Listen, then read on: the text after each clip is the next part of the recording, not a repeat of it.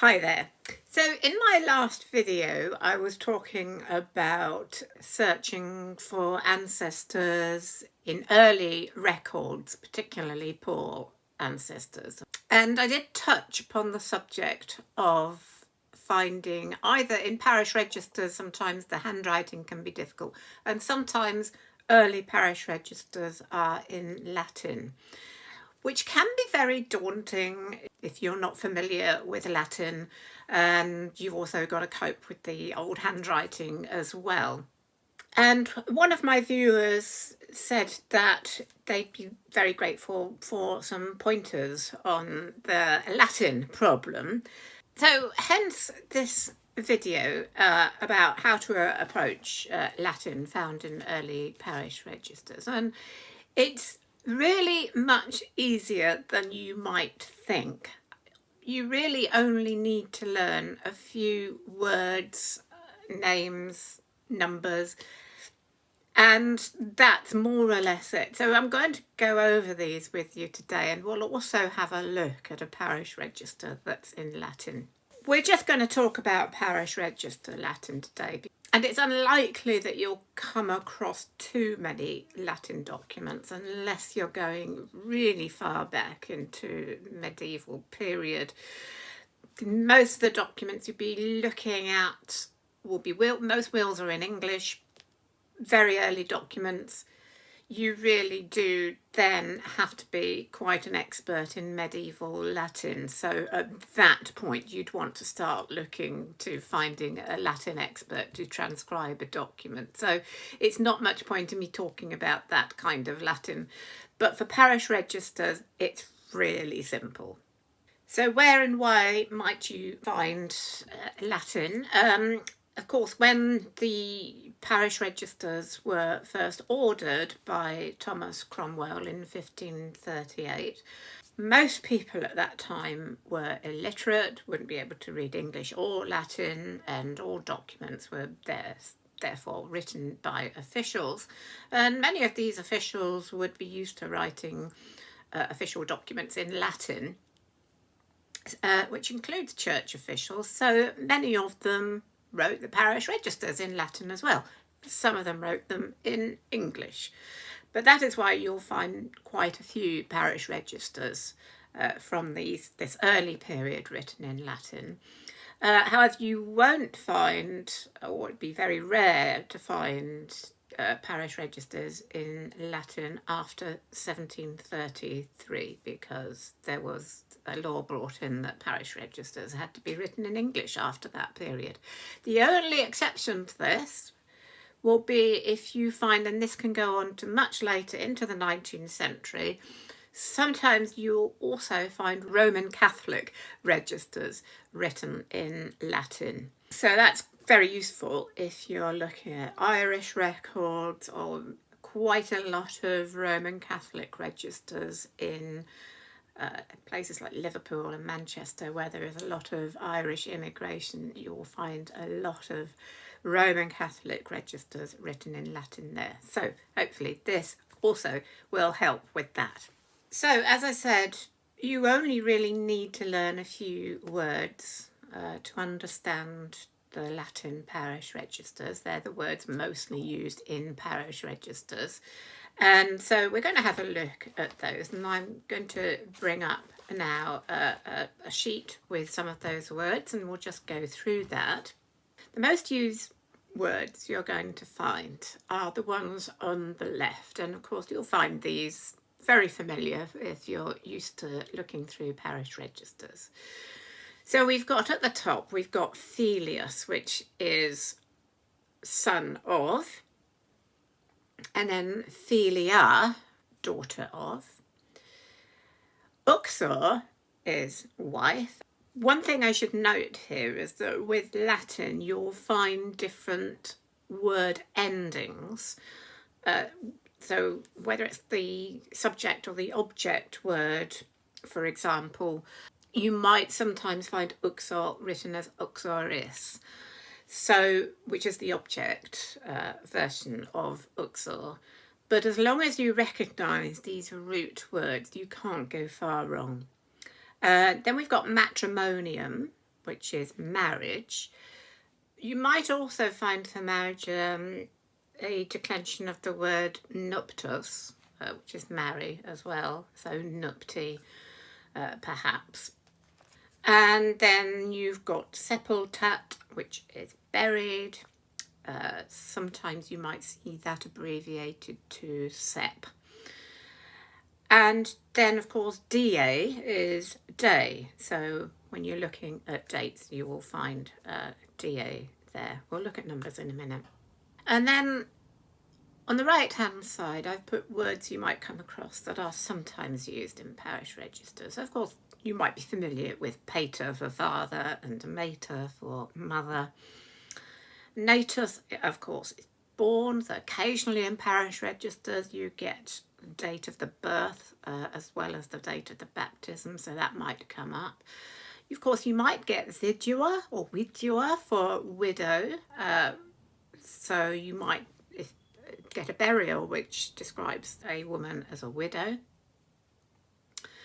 Mortuus is died. Sometimes you might get that abbreviated to just mort. Obviously, sometimes that might come up in a burial. Mensis is month. And annus, of course, is year. And then, of course, you also might come across illegitimus, which means bastard, of course, or an illegitimate child. And again, that might be abbreviated to illegit or something like that. Now, also, you will usually find in Latin registers that the names of the people have also been Latinized. And sometimes you'll get a mixture of Latinized names and the English names. Usually they're fairly easy to work out. Like you might be able to work out that Ricardus is Richard, and quite a few of them are pretty simple. But I'm just going to go through with you some of the more unusual Latin versions of names. So here we are. So at the top we've got Johannes, which is the Latin name for John.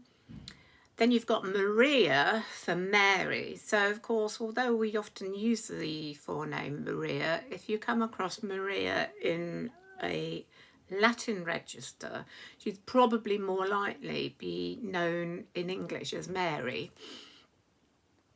Carolus is Charles. Henricus is Henry. Jacobus, of course, is James, which is why we called the King James period the Jacobean period. This is my favourite. Guilelmus is William. Then we've got Andreas, Andrew, and Radolphus at Ralph. I think mostly it's fairly easy to work out other names. Now, as for numbers, of course, in parish registers, you're going to get date. So we've looked at the word for day and month. You'll also need to know the numbers so that you know what date a person was baptised or married on, etc. I'm not going to go through all the numbers, but we can look at 1 to 10, which is fairly easy and probably mostly recognisable. What I suggest, though, is that you look at a website. I found a really nice webpage at the Nottingham University website, which gives a really good breakdown of Latin numbers, Latin numerals, of course, as well, which can be really, really useful when you're looking at dates in Latin. But I'm just going to go through 1 to 10, which is primo, secundo, tertio, quarto, quinto, sexto, septimo, octo, nono, and decimo. After that, it gets a little bit more complicated. You go into the teens, and you've got undecimo, duodecimo, decimo tertio, etc. So I would suggest then having something like this web page, and I've put the link to this web page in the description as well. And the months of the year are very easy to read, as you'll see when we look at some parish registers in a minute. So let's go ahead and just have a look at a parish register for Staffordshire that I searched out so that I can show you some examples of what you might come across. So, having gone over some of the most useful Latin words you will need when searching early parish registers and some of the names, I thought it'd be very useful to actually have a look at a parish register that is all in Latin. So this parish register, I've chosen this one. I did a bit of a search. I've chosen this one. It's relatively easy to read, and I'll just go through some of them with you. It's from Tutton Hill in Staffordshire. It's 1646 on this side of the page. I had a look. There is a bot here that I just searched for bot names in the 1640s. But we'll go through and have a look at some of these because it's quite a useful page here. So let's start down here. I'm going to start with this entry, and this is one of those parish registers, and a lot of the early parish registers are like this, where all the baptisms, marriages and burials are all jumbled up together. They're not separate. You will find that it's less of a problem these days when we use online indexes, but I can tell you, back in the days before the internet, where we had to browse through these in the county record offices, it could be quite tricky. So that's often how early registers were organised. This one, I can tell you, is a lot more organised than many I have seen. So let's have a look at this first entry I've got lined up here. So this is Maria. Now, although we have a name Maria, often if it's a Latin entry, Maria is actually going to be Mary. Maria is actually just a Latin name for Mary. So we can say this is Mary. Thelia, daughter of Jacobi, that is daughter of James, whose name is Malt. I don't quite know what that says, but could be a double surname, or it could be something that suggests an occupation. I can't actually see that at the moment. But then we have et, which is the Latin, of course, for and. And then we have Elizabetha, which is the A ending is the Latin formation of the name Elizabeth. And Uxoris, so this is Uxor, of course, with an IS ending being the object. You don't need to worry too much about all the grammar and the endings, as long as you recognise that this is Uxor. These X's can often look a little bit like Y's or G's, so look out for that. And Ejus, E-J-U-S, just means his, so his wife. Baptizata, of course, baptized, and fuit was or has been. A DA means day, and that is a V there. So that is vicesimo nono, which is the 29th. So nono is 9, vicesimo is 20th. So, and that is June. If you recognise the root, you can't go far on. So J-U-N, and there it's I of June. So basically, it's Mary, the daughter of James Mould something, and Elizabeth, his wife, was baptised on the 29th day of June. So you don't need to worry too much about all these fuits and eius. As long as you recognise those root words, philia for daughter of, and philios for son of, uxor, the root word of uxor there, baptizator, etc., you won't go far wrong. But let's just have a look at the next one. So this is Johannes, so that is Latin for John. Philius, son of, and that is Matthew, so Matthew, Mary, I think, et and Elizabetha, again, exoris, eios baptizatus, fuit die quarto Juliae. So that's quarto, that will be the 4th, and of course Juliae is July.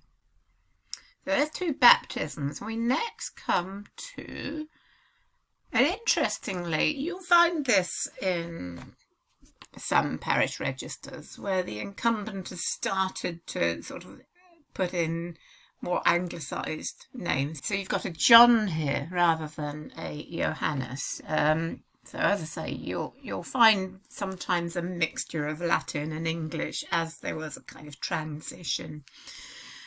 This is John Cotton, but this word, sepultus, if you recognise that, you will know that this is a burial. So fuit was, so he was buried, die, nonno, Juliae. But I am sure that you can work out that that is John Cotton was buried on the 9th of July. And then in the next one down, we have a marriage. So let's have a look at this. So Thomas Cooper, of course, de, as you're sure you know, is of, just like in French. And so of Barton, et and Elizabetha again, bot, de, I think that's Dunstall, yes. And this says nupti fueri. So basically, nupti, sometimes you will find nupti fueri is were married.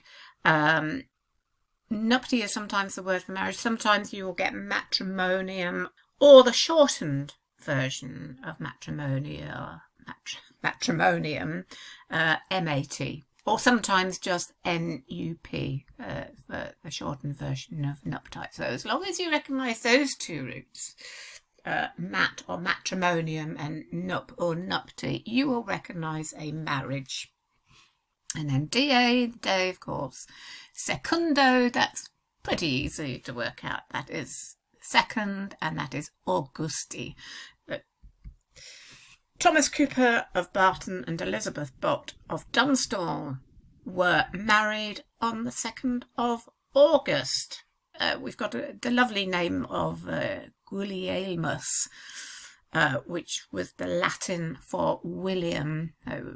Williamus Bladen and Elizabeth. There's a lot of Elizabeth here, aren't there? And Elizabeth Millhouse were married on the 4th day of August. I think that more or less covers it. It's just basically checking out those root words and knowing a few numbers, and you might want to have a list of days of the month as well. Once you get beyond 10, that can get a little bit complicated. So there you go, that's it. It's fairly simple. Once you understand, once you've got those root words in your head, looking at Latin parish registers shouldn't be too difficult, as long as, of course, as you can read the handwriting. But paleography is another subject again. Do let me know if you have any questions on this, and also do let me know if there are any videos on all subjects of UK genealogy that you would like to see in a video. Don't forget to subscribe for more help on this subject, and if you haven't seen my video on some of the documents to search for when looking for earlier ancestors, then that's coming up right here. Thanks very much for watching, and I'll see you soon. Bye for now.